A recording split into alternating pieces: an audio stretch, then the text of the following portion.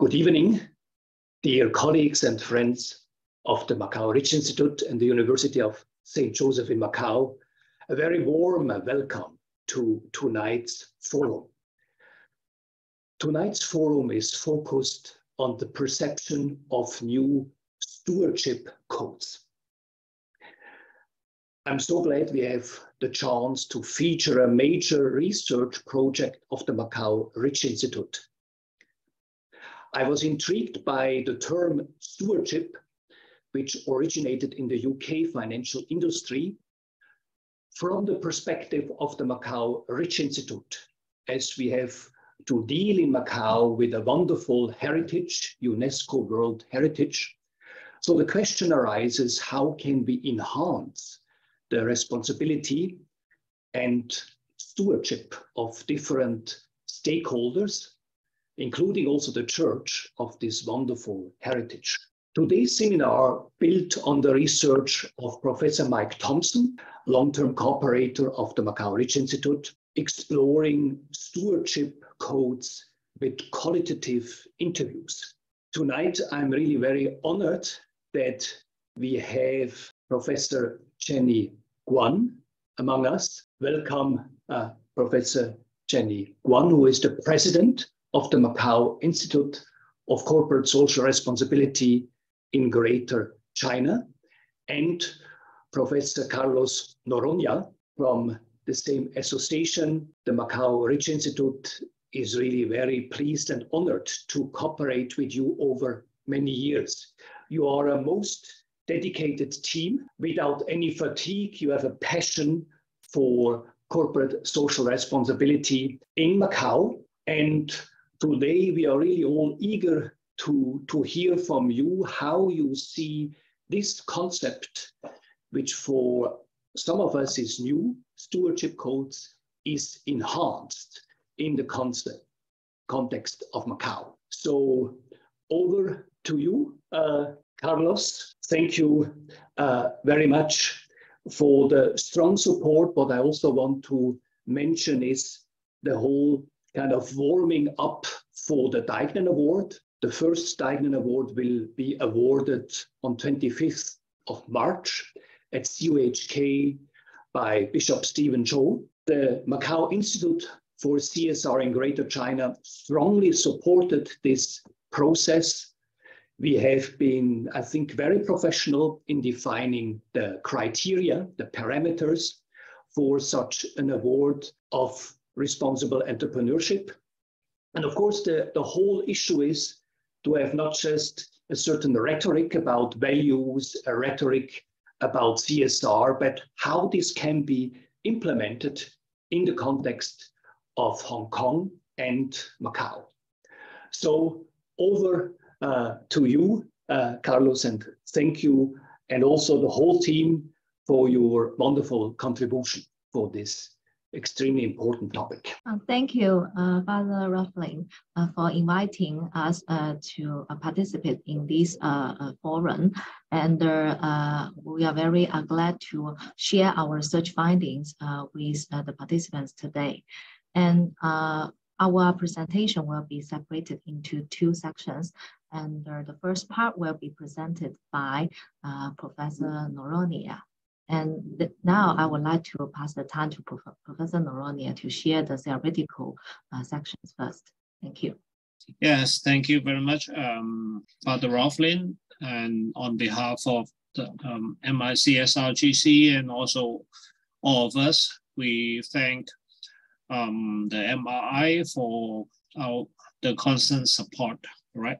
And we have been participating in this study for quite some time, and now I think it's a very good time that we would share our findings, right, together with everyone here. And our presentation will be brief, but maybe we can have a lot of discussions afterwards, right? So I would firstly present to you the theoretical background and a little bit of the methodology that we have used in this study. And then Dr. Jenny Guan will talk about the findings and also some other conclusions and so on. Right. So I will now share the PowerPoint.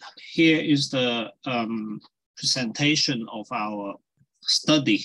Okay. So the title of our presentation is about something that we actually found out during our study is that, well, as Father Rothling has introduced in the beginning, that stewardship is something that is not, to say, not very perceived, okay, in this society here, but it is commonly perceived in many other places. But whenever we have say a kind of concept, we might apply it to different places and different cultures and different societies. And as a result, during our study, we actually found that there is something new, okay, something interesting, something new that we can actually apply to this place, Macau, of course, all right? So that's why we have this three-phase analysis, all right? So I'm going to explain to you what do we mean by this three-phase analysis, all right? Okay, are you guys all seeing the PowerPoint clearly? Now, this is just an outline or the content of today's presentation. So I'm mainly doing the first two parts, okay, the introduction and the theoretical basis, and a little bit about the research methodology. And then Dr. Guan will talk about the findings from the research. Firstly, okay, you might ask about what is the concept of stewardship and how does it apply to Macau. Our background of the study is actually during the attack of the COVID, the pandemic. So you can imagine that we have a kind of very difficult situation. And this difficult situation has been kind of lingering for a number of years, right? So many people say 3 years, okay? And only until recently, very recently, that many people are kind of forecasting or giving previews that the economy is going to go into a better shape and so on, all right? Okay, but the point is that probably if you look at this term, that we actually published a paper in a journal that we named the economy of Macau as a lonely economy. So, well, some of you might think that it is an interesting name, but the idea is that the Macau economy is very dependent on the gaming industry, as many of you may understand. Right? And although the government is doing a lot of things and efforts, putting many efforts on trying to do diversification, but still the attraction of this gaming industry is a fact, okay, that we have to really accept, okay? Especially like, for instance, here we have in this PowerPoint that over one fifth of the working population actually relies on the gaming industry, all right? So therefore, the gaming industry is very dependent on policies, okay? Government policies or national policies. And especially like, for instance, we have, say, policies on, well, crack down on corruption, money laundering, etc., right? But we are trying to look at actually, let's go to the next slide, okay? Then what are we trying to do in this study, given this background, right?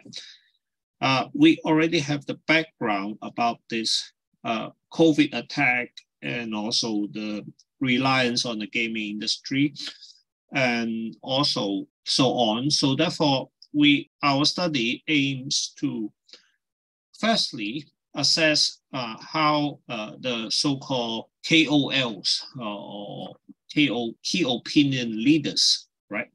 So that was the first phase, all right?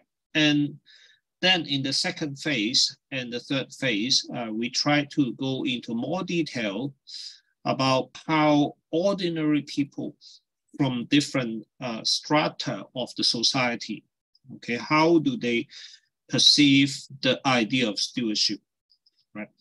And finally, we would hopefully suggest some ways that we can introduce to the government, to the NGOs or NPOs and other societies and associations, etc., so that we can try to introduce a better understanding of stewardship to this society, right? So that's our main idea, right?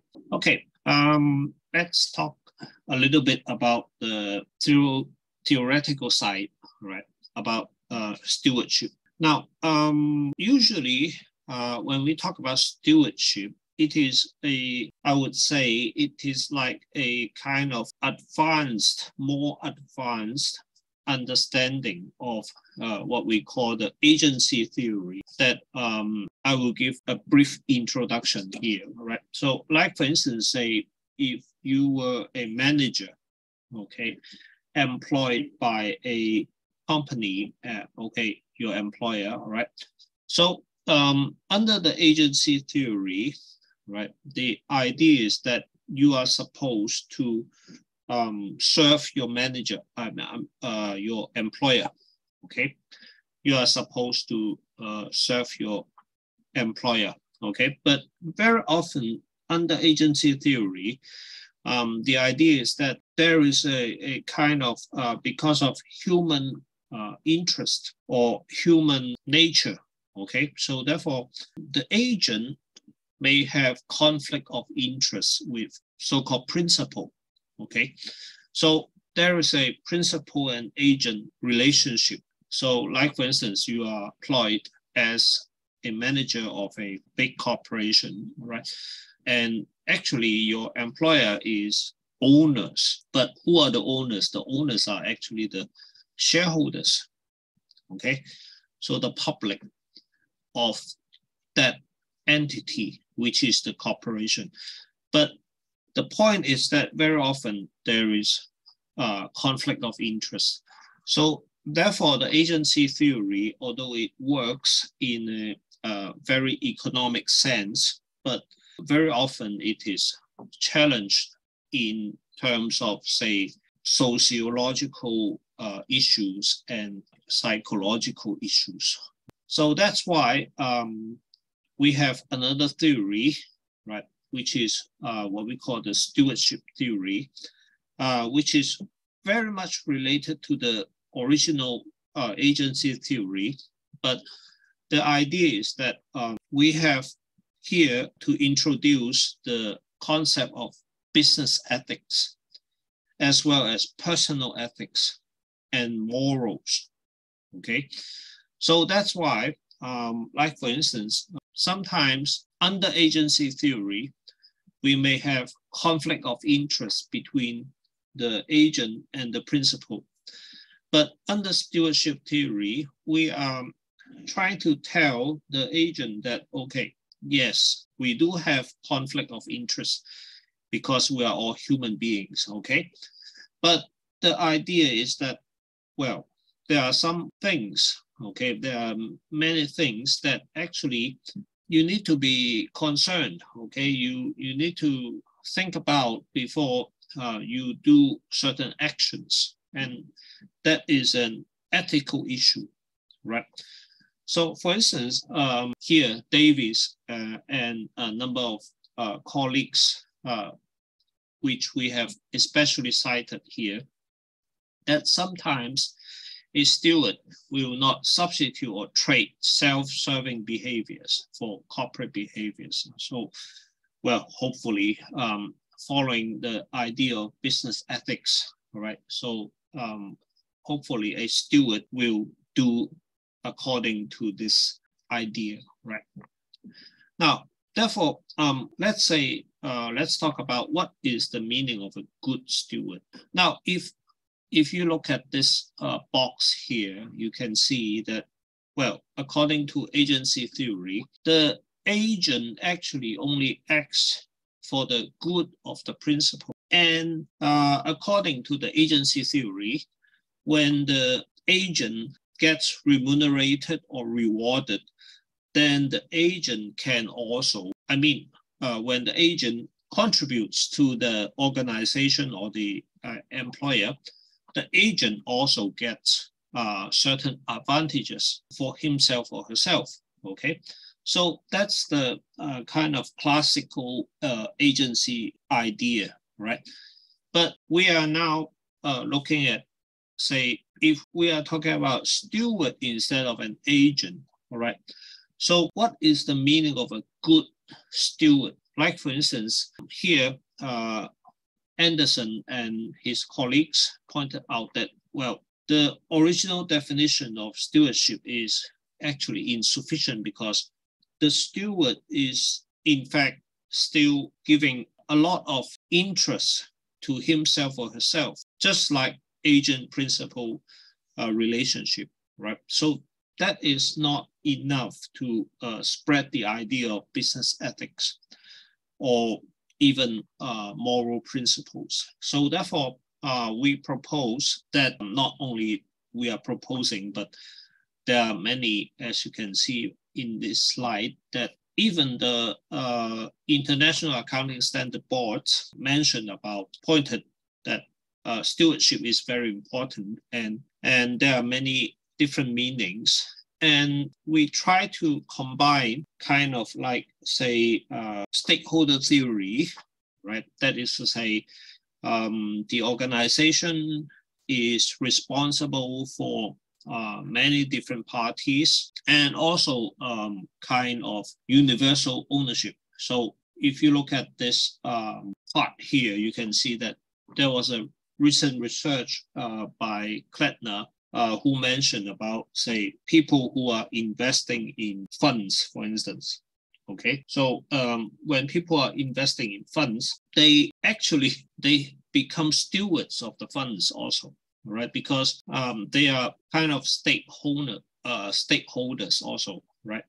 So therefore, our idea is that a steward is not only a steward for the principal, but a steward for everyone, not only for the principal, not only for the steward himself or herself, but it can be included to include everyone. So therefore, we propose a new stewardship idea. And actually, the background of this new stewardship idea is based on a kind of study concerning environmental stewardship in the beginning, all right? But we try to, say, enhance this into what we call the Anthropocene, right?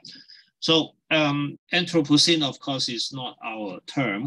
It is something that was actually from the natural sciences, but the natural sciences kind of immersed, okay, spread to many different aspects of our everyday life. And therefore, Anthropocene has become something like a concern for humanity in many ways, okay? So therefore, the idea is that the new steward that we are talking about is no longer that agent serving the principle, that kind of thing, right? But all humans are equally implicated, and therefore, because we are all in this Anthropocene, right? So we are all concerned with this human and nature related issue and the whole environment. So therefore, actually, everyone should be treated or should act, okay, as a kind of steward, right? So therefore, our new stewardship embraces all the ecological, environmental, social, and even spiritual, economic, and justice realms in a kind of entire entity, wholesome way, right? So actually, the spiritual side, what about a little bit about the spiritual side? Okay, so there has been research about that the steward today is no longer some manager, okay, or some highly paid servant. Actually, a term that has been used for some time is so-called leader servant, okay, or servant leader, all right? Okay, so you lead while you serve, and you serve while you lead, right? So that is the kind of stewardship that we are expecting. So because we are all in this Anthropocene, and we are going to look into things that are related to our lives, okay, and everyone's lives, not only the principal, not only the employer, not only the company or the organization, right? So that is the idea of the new stewardship. Okay, actually, concerning the research methodology, I would like to explain to you that this study actually is a continuation of Professor Thompson's study in phase 1. Okay, so in phase 1, Professor Mike Thompson, he had conducted a study for the MRI, right? And he produced a report called Towards an Understanding of Stewardship in Macau by using a so-called phonetic research approach, right? So actually, this approach is kind of like to, of course, through qualitative interviews, to ask questions, okay, and to obtain responses from the respondents, okay. But in his research in phase 1, he basically interviewed 14 key opinion leaders in Macau, and he finally came up with 6 characteristics or dimensions, we call characteristics or dimensions about what people understand as stewardship in Macau, right? And therefore, the MICSRGC, our institute, received an invitation from Macau Ricci Institute that we are going to extend the research by Professor Thompson. So therefore, we try to analyze again those recordings from the interviews of Professor Thompson, and we came up with this second phase research, right? And then from the second phase research, we tried to further develop because the first phase of the research was conducted by interviews with key opinion leaders who are often people who have higher social status or whatever, okay? So these are the people who they know a lot, of course. But the point is that we tried in the third phase to do some focus group interviews with people who are more at the grassroots level, okay? And as a result, we determined that we would interview 3 groups of people, interviewees, including school educators, right? Some associations, or, well, the label is not important, but, well, we call NGOs, NPOs, and especially during the background of the COVID and the pandemic and so on, we interviewed some small and medium enterprises, okay? So we interviewed the educators, the non-profit making associations, as well as SMEs. Okay, And we actually came up with 7 dimensions of stewardships. All right, so as you can see here, we have a kind of diagram, which Dr. Jenny Guan, maybe you can now share with us our research methodology and also our findings. So I will stop my screen sharing here. Okay, thank you very much, Professor Narnia. And here I would like to share with you the method of content analysis that we have applied. First of all, as mentioned by Professor Narnia, we identified 7 dimensions and the key themes. Then count the keywords and their frequency to reflect the focus points of those interviewees. And we also group the keywords based on the 7 dimensions that have been identified. And then move to the more qualitative analysis, try to summarize the stewardship into dimensions and with relevance to professional sectors. And we also have conducted the word cloud and to visualize our findings. So let's see the word cloud. So this part shows the word cloud analysis. As you see from these 2 word cloud, these 3 word clouds for different participant group, and seems that they have a difference. They have different focus points in terms of their understanding and the viewpoint towards the stewardship and the CSR. And we also combine all the results together to show the overall keywords.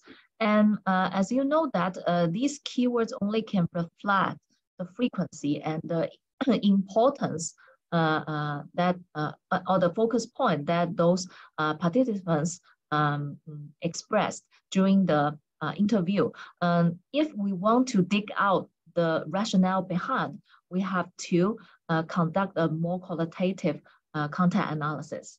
Okay, and here I would like to show you the summary of the qualitative analysis results. Okay, and for the CSR engagement dimensions, actually for the educators group, appears that they didn't pay much attention in this area because their understanding of school social responsibility may be well directed by the missions of the schools and the government.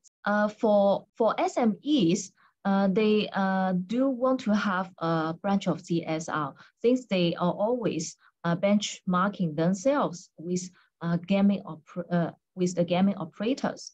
But however, actually it is an inappropriate standard for comparison to the gaming operators, considering they have different business features, business scope, and the scale.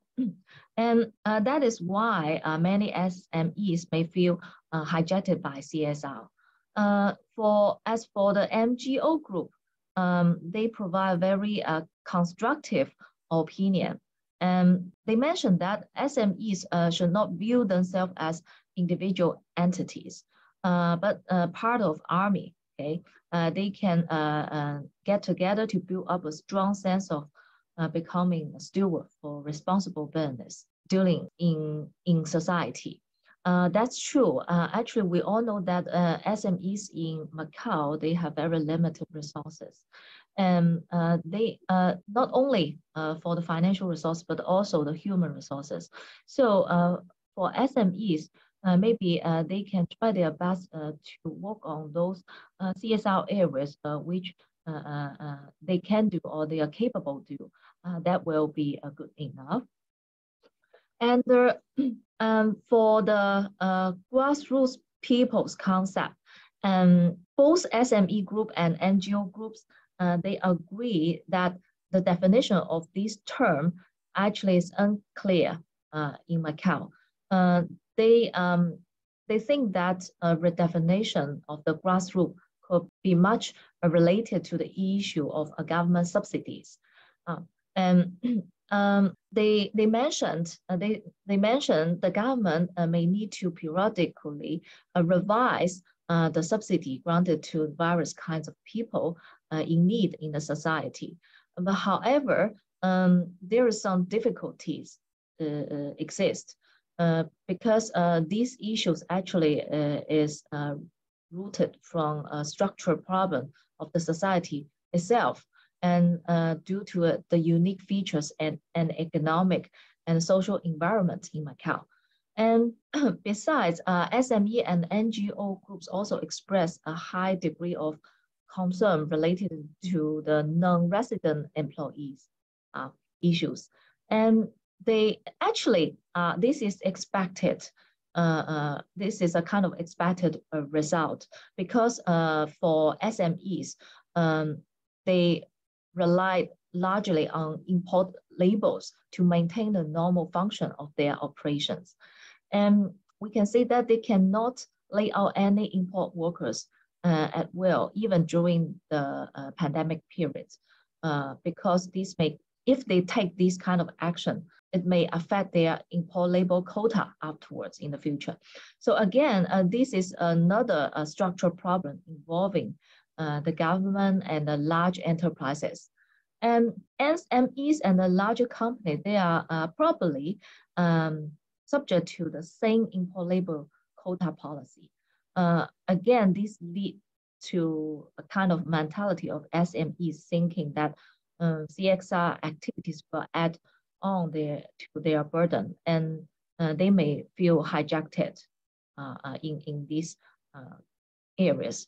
And that's why NGO groups, they want to see something to be done in order to make a Macau become a more inclusive society.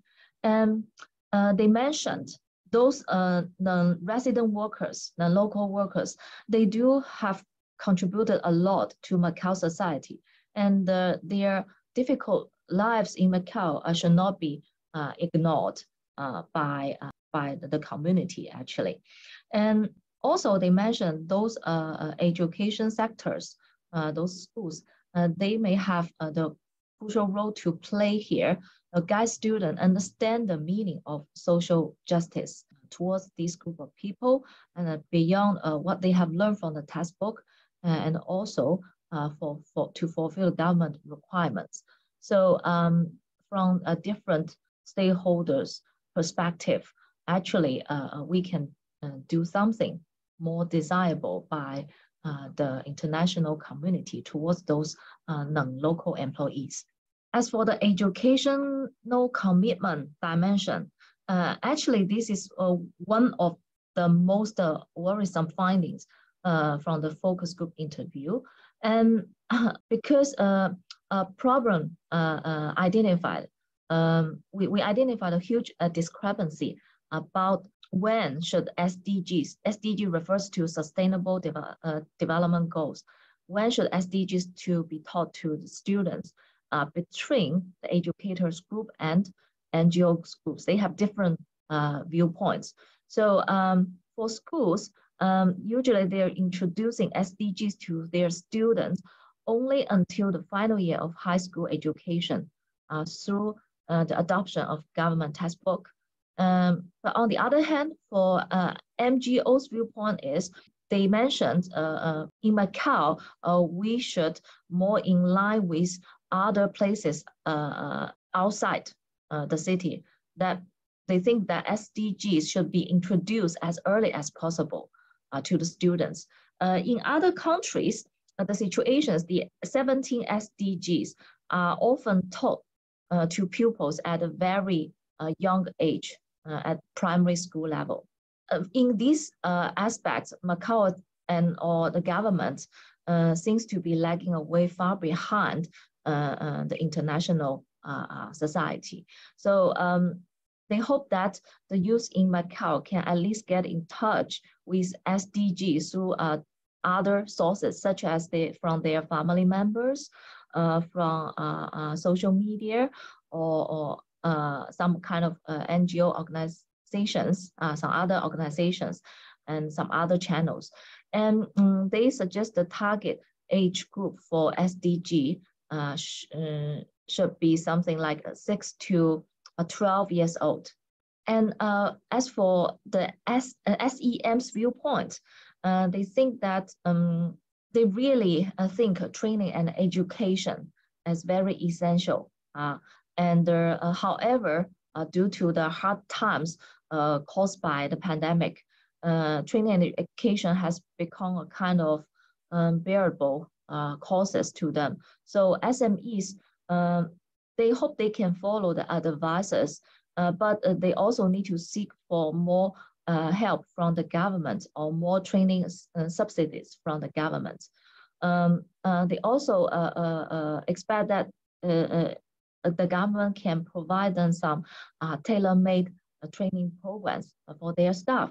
So they suggest the government may have to undergo a kind of structural evaluation in terms of the labor needs, planning, policy, and in order to prepare for the future. And as for the environmental protection preservation aspects, actually this has been widely discussed in the Macau society or via the mass media. So here I try to save time and skip this part and directly move to the social care section. And for the social care section, it is very common that for people in Macau, when we mention about the social care, they may immediately link the concept to the environmental protection issues or charitable needs and charitable needs. So, however, only focusing on charitable donations, only focusing on environmental issue or charitable donations, means that the business actually is missing many other advantages that CSR can bring to the society. For example, a better employee recruitment and retention, enhanced stakeholder loyalty, or some improved communication channels towards a different stakeholders groups in the society. All these are related to the social care aspect. Another misconception in Macau is that CSR something only, many people think that CSR is something only related to the gaming companies because they have much better financial positions. This may be because in the gaming law, it stipulates specifically what kind of CSR should be taken by those gaming concessionaires.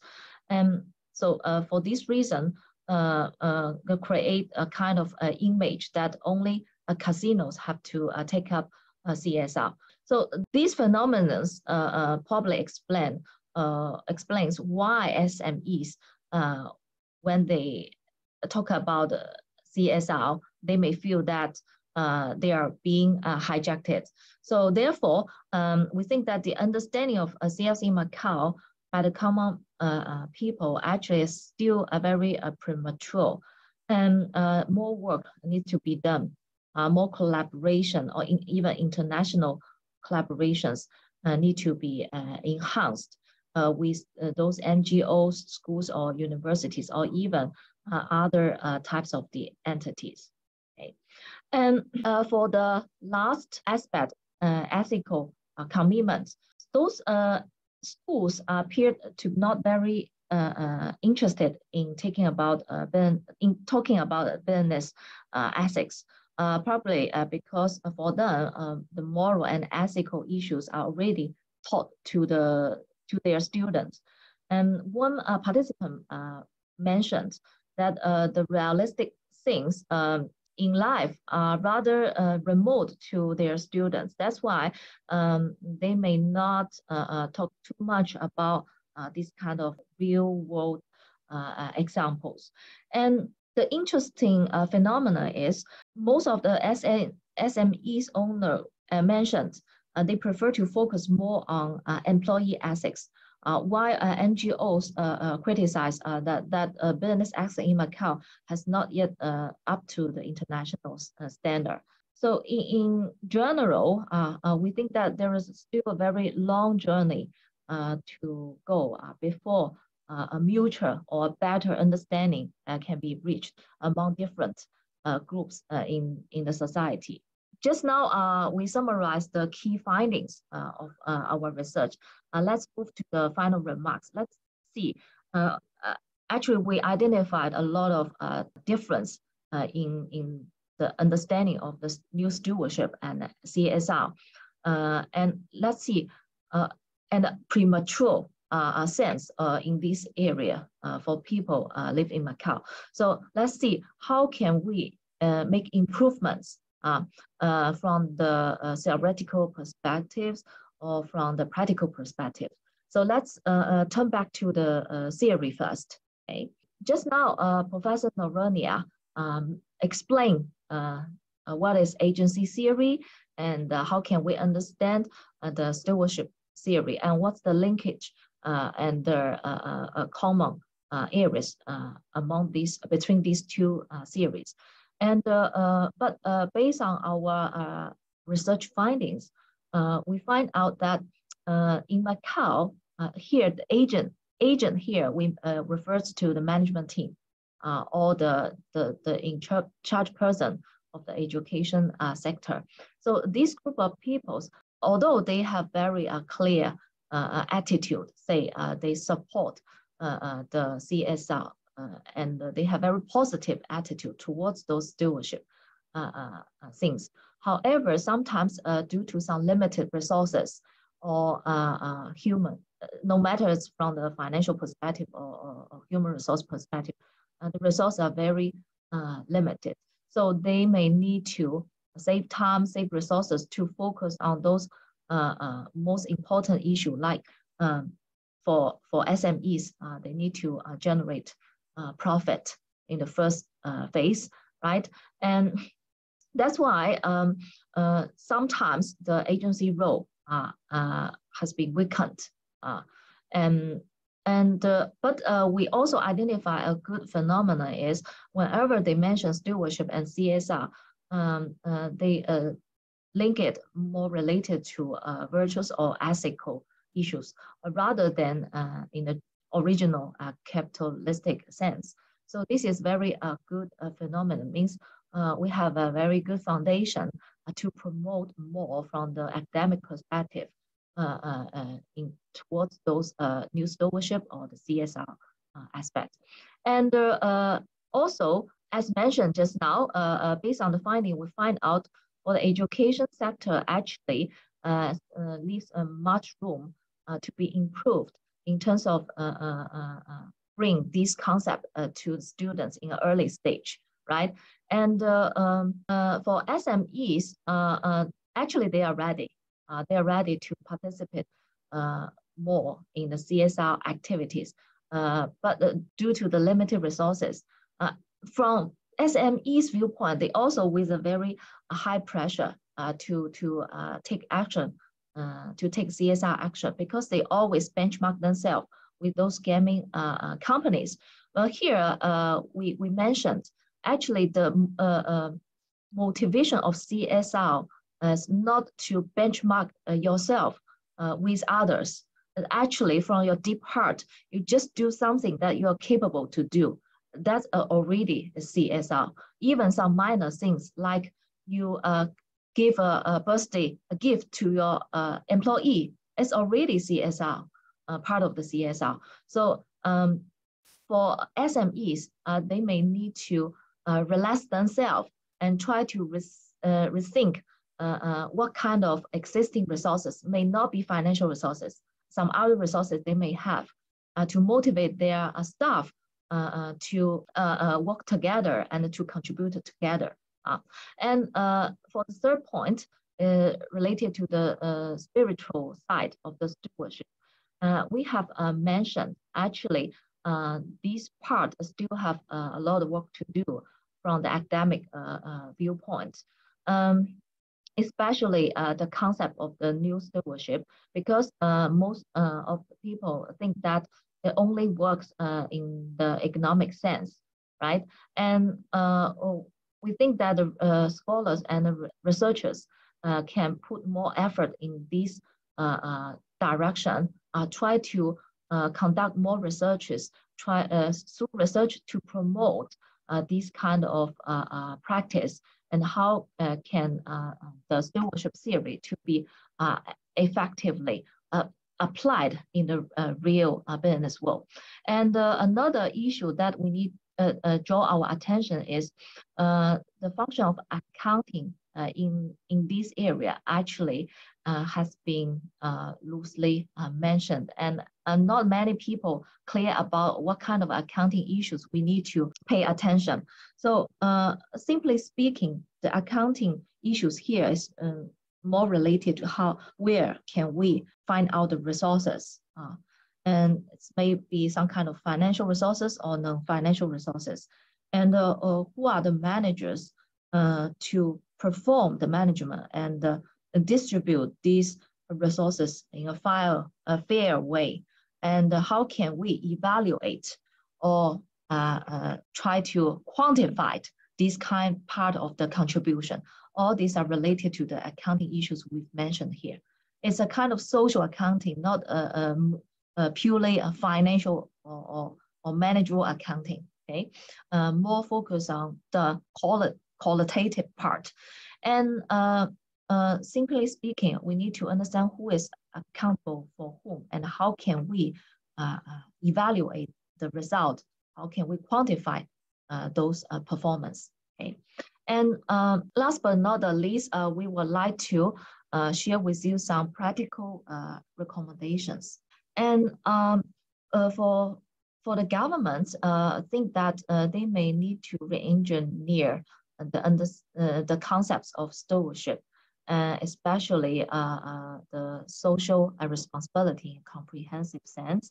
And through kind of they try to promote more or line up the local guidelines or standards with the international ones, and may not need to only focus on a particular only focus on particular aspects of the social issues.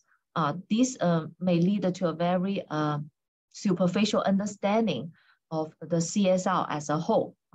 And for the education sector, we think that the system related to the CSR or SDG education has much room to be improved, and hope that this kind of knowledge can be taught to Macau local students in an early stage of child development, like, for example, at the primary school stage. And the teaching staff, they also need to be trained in this area. And for the enterprises side, for large enterprises like the gaming companies, they should be encouraged to keep moving on their investment and projects in CSR. And for SMEs, just now we mentioned, they need to relax themselves, try to think about and try to discuss with the related association to see what kind of resources they can get together, and they can shine in different style and with different features, right? And they no need to follow others or benchmark with the large enterprises to practice CSR. And last but not least is we want to remind or want to suggest that we hope that the Macau society and the Macau residents can realize what kind of things we have done to the world, and what you expect in the future, what kind of good life you expect in the future that you hope our future generations can achieve or can experience. So let's work together. We can do much more than what we have expected. if we can unite all the resources together. Thank you very much. So if you have any questions, you are very welcome to ask. You may type your question through the chat box or directly through the voice. Yeah, thank you.